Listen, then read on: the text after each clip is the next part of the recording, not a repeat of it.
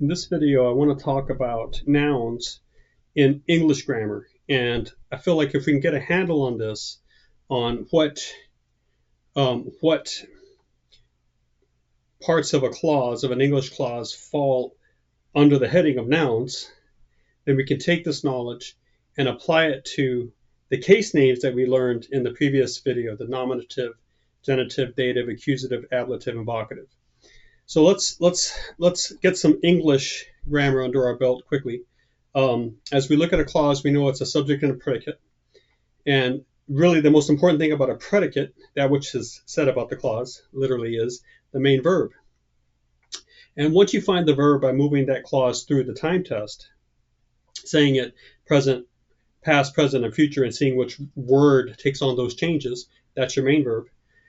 You can then ask who or what verb, literally using the main verb in its literal form of that clause, and the answer to that question, who or what verb, is your subject. Okay, so you have your subjects. Now, all subjects are going to be nouns. Okay, so let's get that anchor down. That's how I treat it, although some people will say, well, sometimes a verbal will be a noun and we don't like a subject and we don't like to consider that a noun. I would say let's just, in that situation, let's call that verbal a noun. Okay. Now, once you have the subject and verb in place, you can then ask another formulaic question to find the direct object if that clause has a direct object. Okay. So let's go ahead and use the words. Let's see. The stove heated the pot. Heated is the verb. Who or what heated the stove? Did the stove do the heating? Yes. So that's active voice. I threw that in there for free to get you to practice. You have subject verb. The stove heated. Now, once you have the subject and verb, then just say that directly as it is provided to you in that word group, the stove heated, who or what. And if you get an answer, then that most likely is going to be your direct object. For this video, we're going to say that is going to be your direct object. The next one about complements will introduce you to a possible different type of answer to that question. But the stove heated the pot. The pot is your direct object, okay? Now, if we're going to look at the etymology of the word and say, now how does object relate to this? How does it? I'm lost at sea. I don't really know. I just know that we call it object because it is very close to the center of the clause, which is the verb. We then call it the direct object. It seems to be the one that is most directly related to what the subject and verb are doing. That's really the best I can do here, okay? You're going to get other language that can explain what the object does in relation to the verb, but for me, that other language is of the ilk of the advice that says a noun is a person, place, or thing. As you really study a lot of sentences in different languages, you realize it's actually quite hard to put out a definition that's going to hold in all of these cases as to what this object is. So I don't want to say the object somehow takes the action of the verb, because sometimes the verb is passive. Sometimes the verb is not sort of an action word, okay? Like the word sit. There's no action in there, you know? I prefer to think of verbs as describing historic happenings, events. You got the subject that the happening is involved with, and then you might have another noun in there that is very closely involved to the action. To me, that closeness, that directness causes it to be what we call a direct object, okay? So the carpenter fixed the table, the mechanic repaired the car, you know, the table and the car, and those sentences are going to be objects, okay? Now, sometimes you get something that's called an indirect object, and that's another noun that is paired to the main verb. But the connection is not so direct as the direct object is. In fact, the direct object literally has that descriptive word in front of it, direct object, because of that direct connection between itself and the subject and verb. Let me give you an example. the artist drew John the picture. Okay.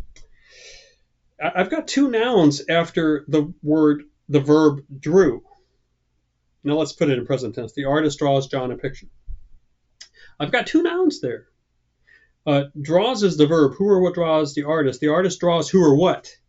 Now let me ask you, what does the artist draw? In that collection of words, the picture. So that's your direct object. But what is John doing around there? The artist draws John a picture. In that situation, John is sitting in the indirect object space. It still is considered an object of the verb, but it's not as strongly associated with the verb and the subject event, if you will, as the picture is. But it is still associated with it. We call it the indirect object. Again, that's the best I can do. However, I will say this. Indirect objects always show up between the main verb and the verb's direct object. So if you want to kind of set this out in front of you, and at this point you might be asking, Horn, why don't you get to that whiteboard and do it? Because I'm very confident you can see it in your head, okay? You got your subject, you got your verb, you got your direct object, right? If a noun weasels its way between the verb and its direct object and sits in the middle between them, it is almost always going to be an indirect object, okay? And another test you can do is to take that middle verb, that word in the noun in the middle between the verb and its main object, and move it over to the end and introduce it with a preposition for or by, or for example, the artist drew a picture for John, okay? Now that's not really the original form of the collection of words we were working with. So all of a sudden I have a different version that semantically allows me to go back to the original and say, yes, that's the indirect object, because it's sitting there between the verb and the direct object. And in another version of this meaning, I can take that indirect object, shuffle it out to the end, and turn it into a prepositional phrase, another wording, using some other words. The artist draws the picture for John, okay? So in that version, you don't have an indirect object, you see, because there's nothing between the verb and its direct object. But in the original collection of words, you're looking at a noun sitting between the verb and the direct object. Yes, indeed, that's going to be your indirect object. So far, as far as nouns go, they're always going to be subjects. Excuse me, that was incorrectly worded. All subjects are going to be nouns. There we go. And then all objects are going to be nouns, and so far we have two that we've talked about, direct objects and indirect objects. All right, so there is a third type of object, and that's called the object of the preposition. Prepositions are words that refer to a noun's place in space, its place in time. If you want to just simply Google this and read about prepositions, you probably get a list of these. A lot of the words on the list almost always are prepositions. I don't really like lists, but every now and then they kind of do work. You can get a list of coordinating conjunctions, and that works. You can get a list of articles for nouns, that works, and you can probably get a list of prepositions, and most of them are going to be always prepositions, okay? But you've been using prepositions since you were 1, 2, or 3, so you know how this works, right?